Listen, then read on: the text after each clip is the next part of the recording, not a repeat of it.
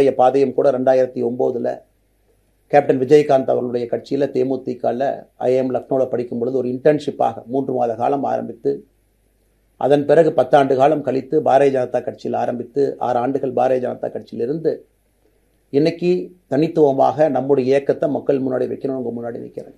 25 வயசுல எனக்கு அந்த இன்டர்ன்ஷிப் திரு விஜயகாந்த் அவங்க கிட்ட செய்யறதுக்கு ஒரு பெரிய பாக்கியம். அன்னைக்கு அரசியல்னா என்னன்னே தெரியாம ஒரு புதிய அரசியலை தமிழகத்தில் கொண்டு வர முடியுமான்னு யோசித்த தருணம். இன்னைக்கு வயது 42, கிட்டத்தட்ட 17 ஆண்டுகள் போராடிக்கிட்டே இருக்கிறேன். ஒரு புதிய பாதை உருவாக்க முடியுமா, ஒரு பெட்டர் பாலிடிக்ஸ், ஒரு பெட்டர் சொசைட்டி கொண்டு வர முடியுமா. அதே நேரத்தில் நிறைய யூகங்கள் நிறைய பேர் நிறைய சொல்றதுனால இதே டெல்லியில் ஆகஸ்ட் 24 2020 பிஜேபியில் இணைய வரும்பொழுது சூப்பர் ஸ்டார் ரஜினிகாந்த் அவங்க எனக்கு ஃபோன் பண்ணாங்க. எனக்கும் அவருக்குமான நட்பு கிட்டத்தட்ட நான் பதவியிலிருந்து வந்த பிறகு ஒரு நட்பு. நிறைய அவர்கிட்ட பேசுவேன். அவருடைய அரசியல் பாதை எப்படி இருக்கணும் அப்படின்லாம் பேசியிருக்கேன்.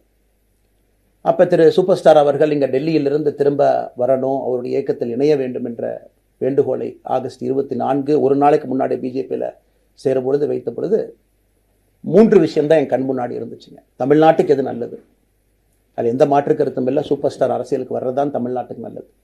சூப்பர் ஸ்டாருக்கு என்ன நல்லது, அவர் அரசியலுக்கு வராமல் இருக்கிறது தான் அவருக்கு நல்லது. கோவிட் காலகட்டத்தில் அவருக்கு இருக்கக்கூடிய உடல் பிரச்சனைகள் அதையே பார்த்துக்கணும். முதல்ல அவர் ஆரோக்கியமாக சந்தோஷமாக இருக்கணும்.